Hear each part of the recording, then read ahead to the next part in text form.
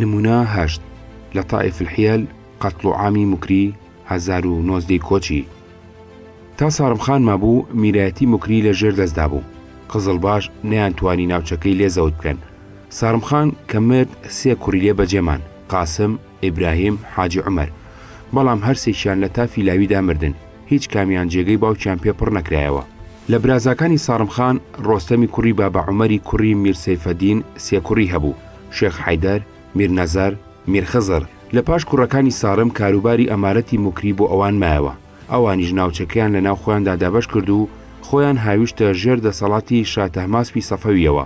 لەو هێرشەدا کە ئۆردوی عوسمانی بۆ پشتیوانی لە ئەڵقاز میرزای برای شا تەحماس بۆ سەر ئێرانی کرد، سوڵتان سلێمان هێزێکی پێگاتووی لە سوڵتان حسێنی حاکمی ئامێدی و زەینەڵبەجی حاکمی هەکاری و ئەمیرەکانی برادۆستی ناردە سەر مەزنەکانی مکری 948 کۆچی. هەر 3 برا لەو شەڕانەدا کوژران. لە شێخ حەیدەر 2 کۆڕ میرە حسێن و لە میرنەزەر 1 کۆڕ بەیرام و لە میرخزر 2 کۆڕ ئەلەغبەگ و میرحسێن بەجێمابوون. ئەمانە هەمویان منداڵ بوون.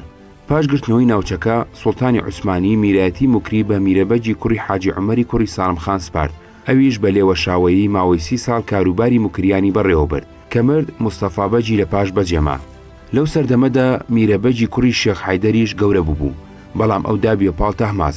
دڵسۆز و گوێڕایالی ئەو بوو تا مرد و ئیسماعیلی دووەم جێگەی گرتەوە. میرەبەگ بۆ نوێکردنەوەی دڵسۆزی چووە قەزوین بۆ لای شا ئیسماعیل. شارڕێزێکی زۆری لێنا، زۆری پێنەچوو شا ئیسماعیل کوژرا.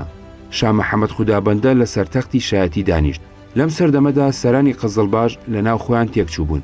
کاروباری دەربار شێوا بوو. میرەبەگ لەگەڵ زۆرێ لە ئەمیر و حاکمەکانی کوردستان و لوڕستان و ئەردەڵان چووە ژێر سای سوڵتان مورادی عوسمانیەوە 991 کۆچی. میرەبەگ 4 کوڕی هەبوو، شێخ حەیدەر، بوداق، حسێن، قاسم. سوڵتان موراد هەر 4 بە سنجاقباک دانابوون. هەر لەو سەردەمەدا میرەبەگ لەگەڵ مەحەممەد پاشای میری میرانیوان لە لای ورمیەوە هێرشیان کردە سەر مەراغە و قزڵباشیان لێ دەرکرد. ڕەوەی بە ناوبانجی شا تەحماسپیان تاڵان کرد. لەسەر ئەوە میرەبەگ کرایە بەگلەربەجی مەراغا بەو مەرجەی لە قزڵباش پاچی بکاتەوە. لەم ڕۆژگارەدا سنووری دەسەڵاتی میرەکانی مکری زۆر فراوان بوو.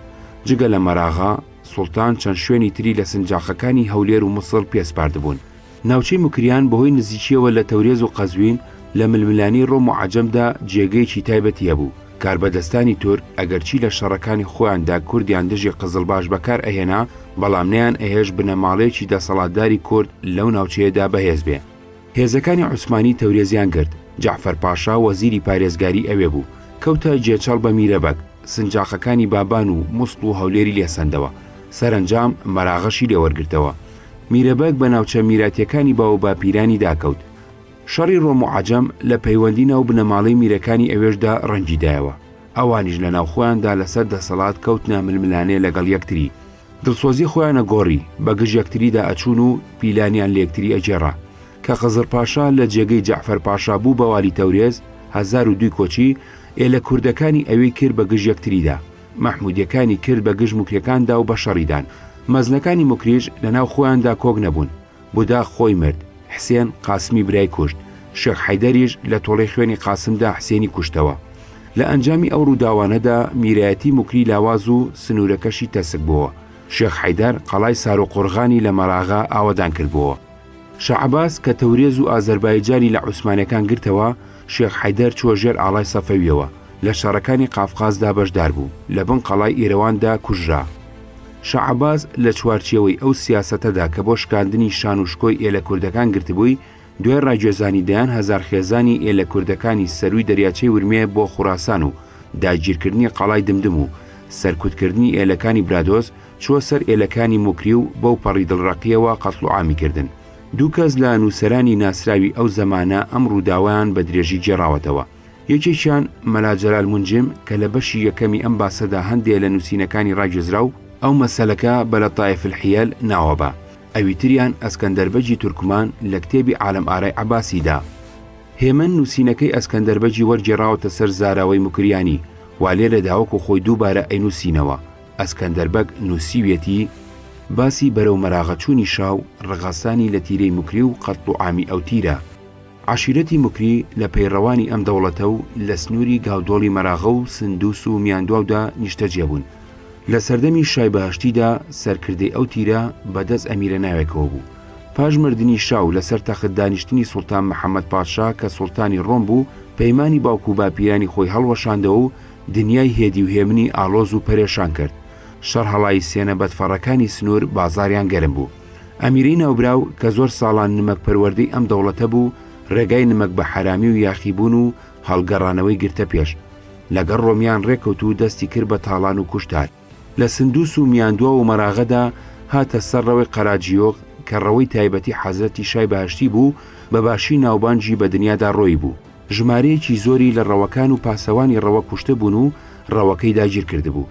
هەمیشە لەگەڵ ئەو ئەمیر و قزڵ باشانەی دەبوونە حاکمی مەراغا شەڕ و کێشە هەبوو. دەمێکیش لە خراپە و کوشتار و بە دیلگرتنی ژن و منداڵ ڕانەدەوەستا. پاژمردنی ئەمیرە بەگ شێخ حەیدەر بە دەستوری بێگلەربەجی ڕۆمیان بوو بە ئەمیر و لە باوکی زیاتر سربەخۆیی پەیدا کرد. بەڵام لە زمانی فەرمانڕەوایی سوڵتان محەممەد خاندا لە ڕاست جەعفەر پاشای بێگلەربەجی تەورێز سەرکێشی دەکرد. چەند جار نیزیکانی خۆی ناردە بارگای عالەمپەنای پاشای مەزن و بچووکی خۆی نیشان دەدا تا شاهنشا بۆ داگیرکردنی ئازەربایجان چوو. شێخ حەیدەر هات بۆ ریسمەماچکردن و لاواندراوە. حەزرەتی شای پایەبەرز و سێبەری خودا هەڵەکانی پێشووی تیرەی مکری بەخشی. دەسەڵاتی مەراغە و دەوروپشتی کە هەمیشە بەدەستیەکێک لە ئەمیرە مەزنەکانی قزڵباشەوە بوو دا بە شێخ حەیدەر. ئەو لە بن قەڵای ئێرەوان وەک لە جێ خۆی باسکراوە کوژرا. خاوەنشکۆ لەبەر حەقناسی جێباوشیدا بە قوباتخانی کوڕی کە هێشتا منداڵ بوو.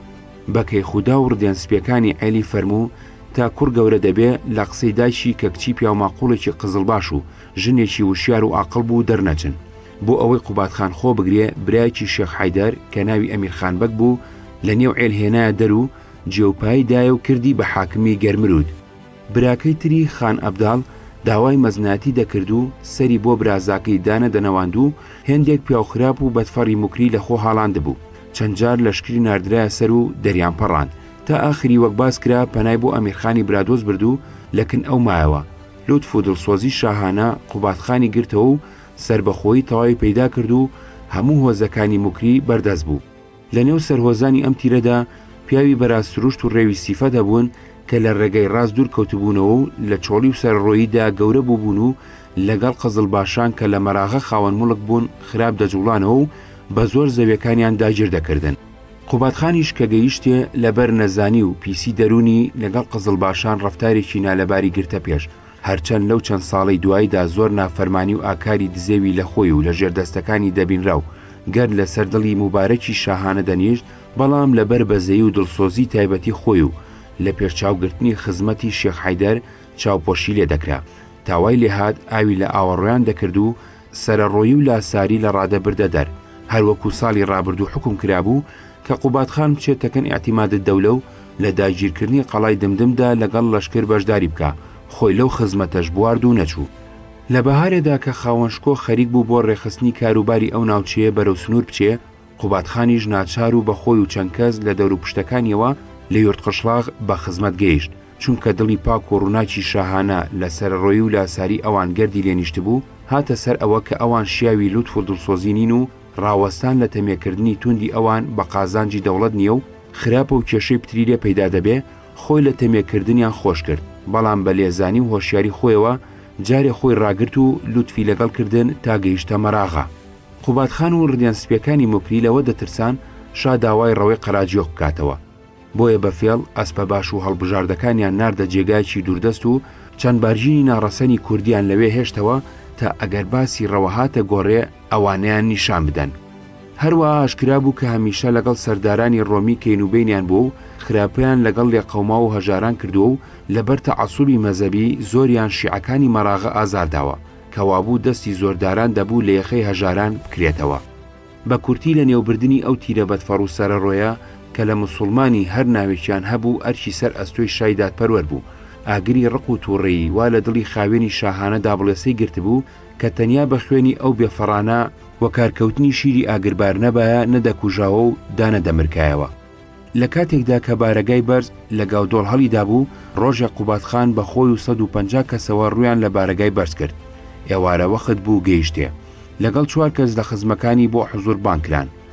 کەوەژوو سەراپەردە کەوت لەسەر فەرمانی شا لە وەختی چەکمەداکەندندا غوڵامان بێ ئەوەی بێڵن ببزون کوتکوتیان کردن کە لایکی پیسی ئەوانیان بۆ کوچەی پشت سەراپەردە ڕاکێشا بۆ ئەوەی زیانێک لەلایەن ئەو پیاوخراپانەوە بە غوڵامان نەگا فەرمان بە عەلی قولیخانی ئیشک ئاغاسی باشی شاملۆ درا لە بەردەرچی سەراپەردە ڕاوەستێ یەک بانجامکە بۆ مەجلیس کە وە ژوور سەراپەردەی پیرۆز کەوتن دەست بەجێ غوڵامان بیان کوژن و کە لایکیان باوێژنە کوچەی پشت سەراپەردە تا لە پێش چاوان ون بن تا 20 کەس بەو جۆرە کوژان و یەک بە دوای یەکدا فرێدران ئەوانی دەرێ کەمێک درودۆنگ بوون یەکیان کە هاتە ژوورێ تەماشای کرد خوێن زۆر ڕژا و قوباتخان و ئەوانیش دیار نین قیژاندی و دەستیدا خەنجەر و حەب عەلیخانی شاهی سیوونی بریندار کرد دووسێ کەس کە بە دوایدا دەهاتن کشانەوە و خەریکی ڕاکردن بوون غوڵامان و قورچیان تیان وروکان هەر لەوێ پارچە پارچەیان کردن ئەوانی دەرەوە تێگەیشتن ڕایان کردە ئەسپان هێندێک هەر لەو دەوروبەرە هێندێک لە وەختی ڕاکردندا کوژان و